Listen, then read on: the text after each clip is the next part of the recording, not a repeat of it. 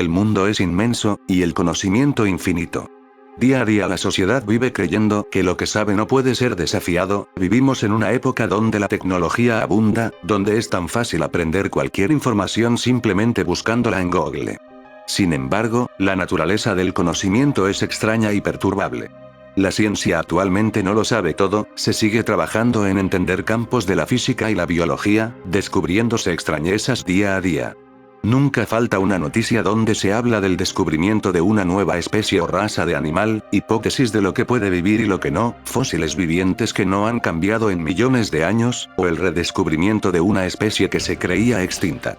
Sin embargo, ¿qué pasa si intentamos ir un paso más allá? A un terreno surrealista y bizarro. Lo que alguna vez nos pareció sobrenatural e inexplicable, hoy es un fenómeno científicamente válido. Los críptidos son criaturas misteriosas que, supuestamente, vagan en la naturaleza, deslizándose de bosque en bosque, o de casa en casa. Estas criaturas destacan por su naturaleza extraña, por ser dignas de relatos de horror, su relación con mitos antiguos o teorías de conspiración. En este vídeo veremos 5 críptidos extraños, sus historias y posibles explicaciones.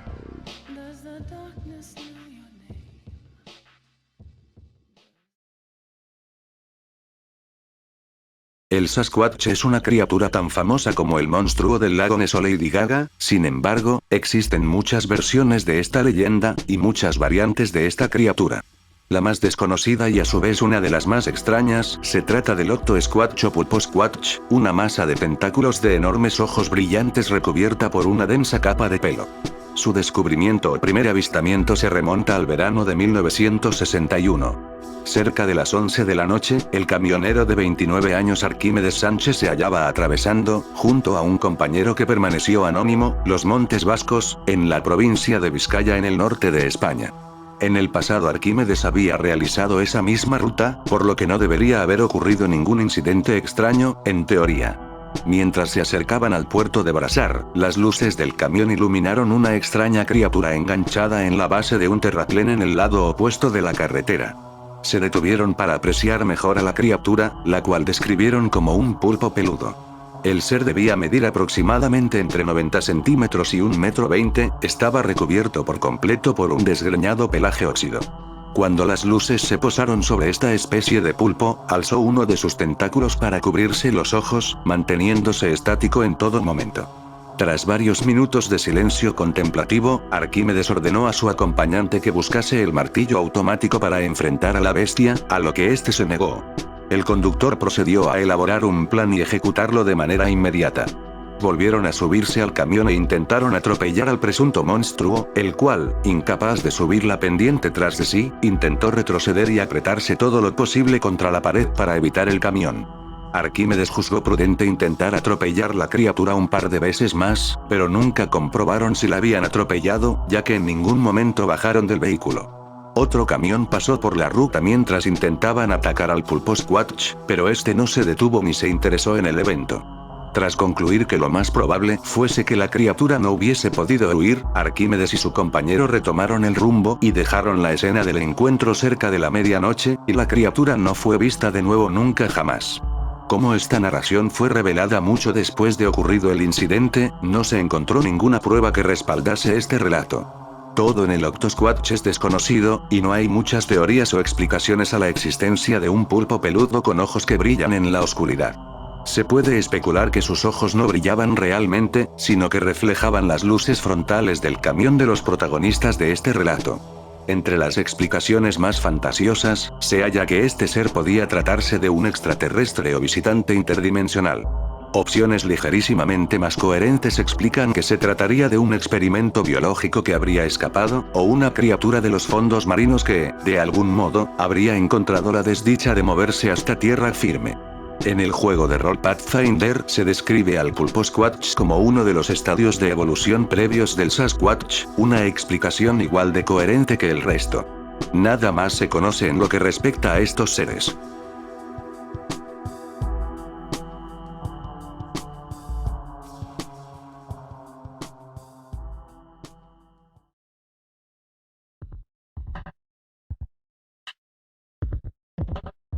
El 25 de abril de 1977, el buque pesquero Suiyomaru capturó entre sus redes los restos de una extraña criatura marina. El animal había sido capturado de una profundidad de 300 metros, y mientras lo ascendían, el asistente del encargado de producción del barco avisó que habían capturado una ballena muerta. Mientras más se exponía el animal, más extraño parecía. A simple vista no pudieron identificarlo, algunos dijeron que se trataba de una tortuga marina gigante sin el caparazón, otros que era una serpiente marina o un plesiosaurio, pero nadie podía identificarlo con certeza. El capitán, Tanaka Akira, a pesar del enorme descubrimiento biológico que podría haber supuesto el descubrimiento de este ser, asumió que la carcasa del animal muerto podía arruinar el resto de los peces capturados, por lo que decidieron tirar el cuerpo del extraño animal de nuevo al mar. En el proceso, el animal cayó sobre la cubierta, permitiendo un análisis más profundo, y la extracción de varias fibras y tejido que podrían ayudar a su posterior identificación.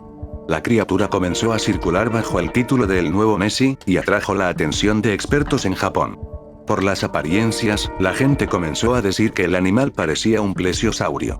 Una manía por estos saurios se desató en Japón, y pronto la compañía del barco que capturó originalmente la carcasa mandó varios barcos más a recuperar el cuerpo, sin resultado alguno. Los tripulantes aproximaron que la criatura debía medir unos 10 metros, pesando 1800 kilogramos. Los órganos internos no se habían conservado, sin embargo, la grasa y la carne estaban casi intactas, permitiendo esto posteriormente análisis de aminoácidos por parte de científicos en Japón. En lo que se refiere a la estructura, la criatura tenía un cuello de 1,5 metros de largo, 4 aletas rojizas grandes, y una cola de 2 metros, careciendo de aleta dorsal. Durante un tiempo la prensa sensacionalista alimentó las teorías de que se trataba de un monstruo marino o un plesiosauro, tal fue la histeria colectiva que incluso el gobierno japonés produjo sellos postales representando serpientes marinas. Se hicieron varias pruebas con los restos recuperados, concluyendo que los aminoácidos tenían concordancias con los de un tiburón azul, sin embargo, los resultados no eran determinantes, lo que ocasionó todavía más confusión en los medios, alimentando más todavía las hipótesis de una criatura desconocida, o, en este caso, un plesiosaurio. Aunque los estudios apoyaban la idea de que se trataba de alguna especie de tiburón, el pequeño tamaño de la cabeza, la columna vertebral bien definida y la falta de una aleta dorsal no encajaban con esta hipótesis. Pronto los creacionistas clavaron sus dientes sobre la criatura.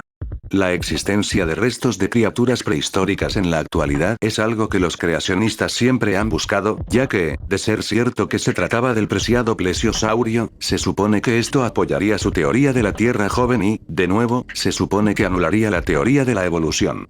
Sin embargo, ¿qué era realmente la carcasa de Suiyomaru? Se cree mayormente que este extraño ser se trata realmente de los restos de un tiburón peregrino, la especie de tiburón más grande después del tiburón ballena. A lo largo de la historia hay multitud de casos donde los restos de los tiburones peregrinos han sido confundidos con seres mitológicos como serpientes marinas, teniendo por algunos pocos ejemplos la bestia de Stronsay en las Islas Orkney y el monstruo de Kerqueville en Francia. Esto se debe a que la descomposición de estos tiburones ocurre de una manera muy específica, perdiendo primero la mandíbula y las aletas caudales y dorsal, haciéndolos lucir como plesiosaurios una vez descompuestos. El análisis de aminoácidos en los tejidos recuperados coincidía bastante con los de un tiburón peregrino, pero, una vez más, los resultados no fueron precisamente determinantes, y aunque la mayor parte de las evidencias apuntaban al hecho de que el animal era, en efecto, un tiburón peregrino, esto no puede pronunciarse con exactitud. Los promotores de la teoría del plesiosaurio, sin embargo, admitieron su error, declarando que no cabía duda de que, si no se trataba de un tiburón peregrino, era otra especie de tiburón muy parecida a este. Aunque el animal no sea un reptil prehistórico, el hecho de que no haya sido propiamente identificado como un tiburón peregrino lo pone en un estado de misterio, a pesar de que lo más seguro es que se trate de los restos de este animal. En el mejor o peor de los casos, se trataría de una especie de tiburón no registrada hasta ahora.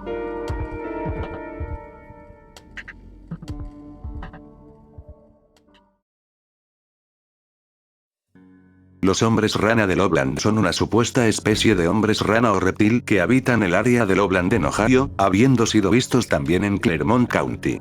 La primera anécdota del avistamiento de los hombres rana puede remontarse hasta 1955, cuando un empresario se topó con las criaturas en mitad de la ruta del río de Miami en Clermont County.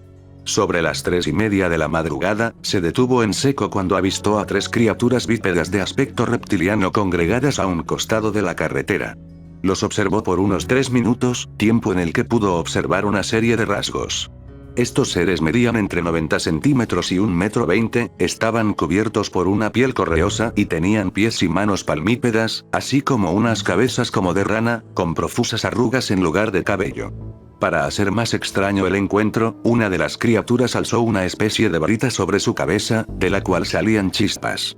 El hombre no se quedó a presenciar qué ocurriría luego, y una congregación de hombres rana no sería vista de nuevo con estas características, siendo el resto de avistamientos casos de hombres rana o reptil aislados. Casi 2 décadas después, el 3 de marzo del 1972, el oficial de policía Ray Shockey se hallaba de camino a Loveland. Atravesaba la ruta de Riverside cuando observó una especie de perro observándolo desde el campo. Lo que creyó que era un perro se levantó en sus patas traseras y corrió en dirección a una barandilla, la saltó, y se lanzó al río. El policía declaró que la criatura tenía una cabeza como de reptil o rana, y una piel correosa. Al regresar a inspeccionar la escena, no encontraron rastros del animal, sin embargo, parecía haber unas distintivas marcas como de rasguño sobre la barandilla por la que la criatura habría saltado. 2 semanas más tarde, el día de San Patricio, el oficial Mark Matthews se detuvo en mitad de la carretera al toparse con lo que creyó que eran los restos de un animal muerto. Cuando se acercó a los restos, el animal se levantó, y manteniendo la mirada fija sobre el oficial todo el tiempo, se disponía a cruzar la barandilla nuevamente. Antes de que escapase, el policía disparó su revólver, pero falló el tiro. Cabe destacar que Mark Matthews ha renegado de su historia y ha declarado que con el tiempo fue alterada, ya que, originalmente, lo que ocurrió fue algo distinto. La criatura no se paró en 2 patas y corrió a la barandilla, solo corrió a esta e intentó arrastrarse por debajo. Matthews logró dispararle, y cargó con el animal no identificado en su camioneta para enseñársela a su compañero, el cual confirmó que se trataba del mismo animal que él había visto. Concluyeron que se trataba de una iguana de aproximadamente 1 metro la cual habría perdido su cola, el animal habría sido la mascota de alguien y por cualquier motivo la habrían liberado, tal vez porque había crecido demasiado, o porque ya no la querían. Matthews le contó la historia a un escritor de Ohio, el cual sería quien contaría más tarde la historia, cortándola en el momento en el que disparaban a la criatura. Oficialmente los testigos se han retractado de su historia, pero no falta quien asegura que esto se trata de una mentira. De acuerdo a Ron Schaffner, el policía se habría cansado de escuchar y repetir la historia del reptil gigante pseudo-humanoide, y se habría retractado para evitar más entrevistas y diálogos, apoyando su teoría de que la nueva versión es falsa en el hecho de que la hermana del primer testigo del hombre rana en Loveland había hecho un retrato de la criatura, reconociendo en este dibujo de un humanoide rana al ser que los testigos se habían encontrado. De un modo u otro, el hombre rana de Loveland actualmente forma parte de la cultura de la ciudad de Ohio, creándose merchandising de la criatura, contando la historia con multitud de variantes. El último avistamiento del hombre rana ocurrió en agosto del 2016, cuando una pareja supuestamente se halló con la famosa criatura mientras jugaban Pokémon Go en Cincinnati. Sin embargo, tanto la locación como las imágenes presentadas por la pareja han puesto en duda la veracidad del encuentro.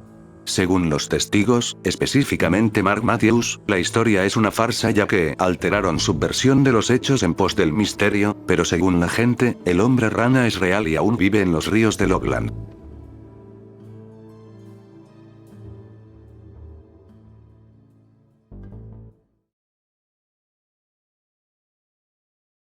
Serpenteando la frontera de Tennessee, existe un arroyo que fue llamado por los indios Cherokee como Río de la Muerte.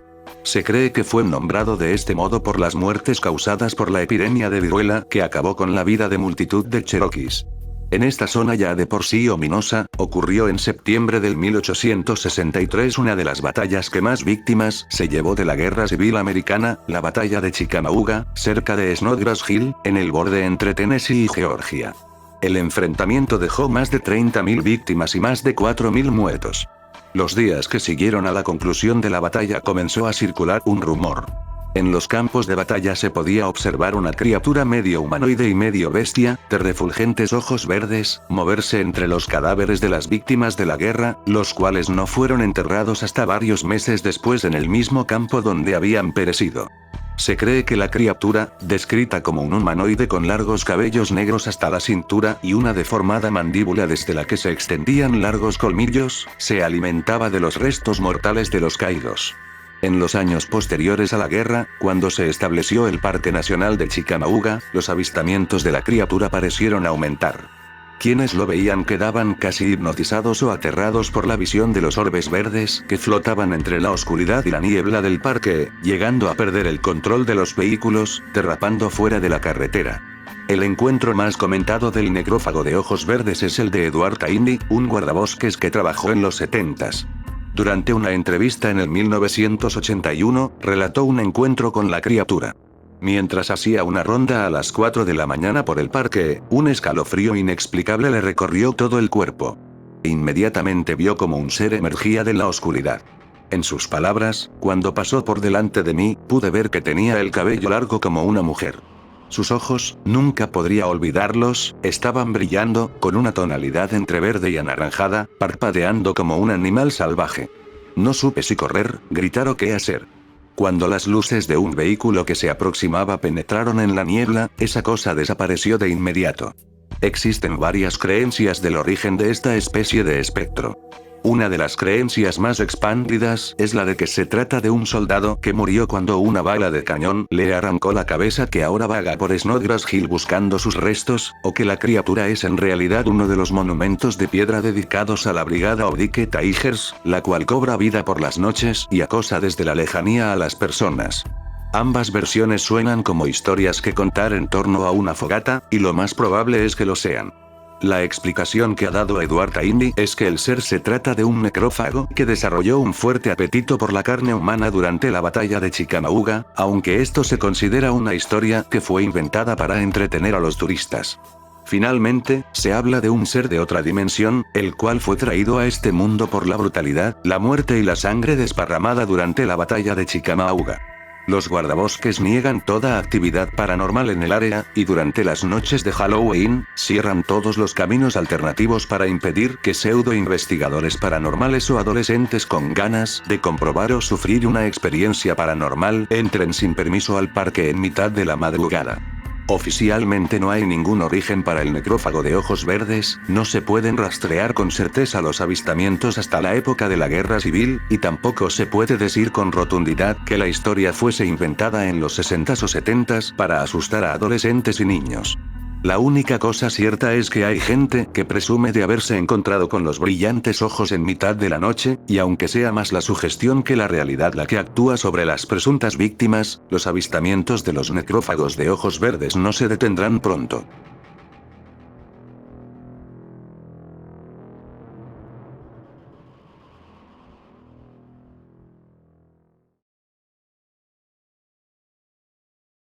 Las medusas atmosféricas se refieren a una serie de avistamientos a escala global de cuerpos flotantes en el cielo con forma de champiñón, del cual salen una especie de tentáculos, asemejándose a una medusa. Estos apéndices suelen acabar en una punta luminosa. Sus avistamientos se remontan hasta mediados del 1930, aunque el primer registro fotográfico que se tiene de estos seres se remonta al 17 de noviembre de 1974. Aunque no se ha podido calcular su tamaño con exactitud, las imágenes de estos seres varían demasiado, pudiendo ser tan pequeños como un auto o más grandes que vuelos comerciales, alcanzando los cientos de metros. En los avistamientos se ha descrito que estas bestias atmosféricas emiten luces desde sus cuerpos o que brillan en sí mismas. Desde su descubrimiento, una parte de la comunidad de investigación ovni cree que la mayoría de casos de encuentro con objetos voladores no identificados se trata realmente de apariciones de medusas atmosféricas. El caso de medusa atmosférica más famoso es el de la anomalía de Petrozavodsk. Eran las 4:05 de la madrugada del 20 de septiembre de 1977 cuando una criatura en forma de platillo luminoso, refulgente como una estrella con apéndices brillantes, apareció flotando sobre el lago Oneskoe en Petrozavodsk, Rusia. La manifestación de la medusa duró entre 10 y 12 minutos, en los cuales multitud de civiles y militares la vieron actuar en el cielo. Según la declaración de los hechos, la medusa se movió en dirección a la ciudad mientras disparaba rayos lumínicos de su cuerpo, tantos que parecía una lluvia de láseres. Durante el evento, los rayos impactaron contra la tierra, dejando agujeros del tamaño de una moneda en las ventanas y el asfalto, como si los hubiera derretido. Breves instantes tras esta especie de ataque, la criatura se desplazó lentamente hasta el lago, volviéndose cada vez más etérea, hasta desaparecer en el horizonte, penetrando en las nubes grises, dejando tras de sí un rastro de semicírculos rojos. Durante los primeros 6 minutos del suceso, se pudo escuchar un potente sonido que se asemejaba a una sirena. Oficialmente no tiene una explicación real, sin embargo, hay varias hipótesis que no involucran objetos extraterrestres, entre ellas el hecho de que en esa fecha y en ese lugar se dieron una larga cantidad de circunstancias que podrían haber causado el efecto, tales como el lanzamiento del satélite Cosmo 955, la perturbación magnética a causa de una fulguración solar y un experimento que intentaba influenciar la ionosfera a través de ondas de radio cortas. Si bien es cierto que las medusas atmosféricas o espaciales son vistas principalmente durante los lanzamientos de cohetes y satélites al espacio, lo que provoca que la luz solar se refleje a través de los gases de la nube de los cohetes, los avistamientos del fenómeno de Petrozavodsk comenzaron aproximadamente a la 1 de la mañana, reportándose hasta 48 objetos no identificados en la atmósfera en las localidades de Medvesiegorsk, Louki, Kovdor y Palanga, Lituania, además de en Dinamarca y Finlandia. Resulta anómalo de por sí el comportamiento del objeto de Petrozavodsk, tanto en movimiento como en tiempo y espacio. La explicación científica propone varias hipótesis, cada una válida individualmente, sin embargo, actualmente las teorías no han podido explicar con exactitud a qué se deben las interferencias en los radares durante sus apariciones o el daño causado sobre estructuras, como en el caso de 1977. Se puede apreciar que no son casos aislados, ya que hay una larga lista de avistamientos. El 17 de noviembre del 1974 se tomó la primera fotografía de uno, que no fue revelada hasta el 1979. El 19 de octubre del 1998 otra manifestación sucedió en Kingsian, apareciendo 2 medusas atmosféricas, y los casos pueden seguirse rastreando hasta el 23 de abril de 2021, durante un lanzamiento de SpaceX. Como dato curioso final, se ha dicho que la gelatina de estrella son los restos que dejan las bestias atmosféricas como las medusas atmosféricas cuando mueren.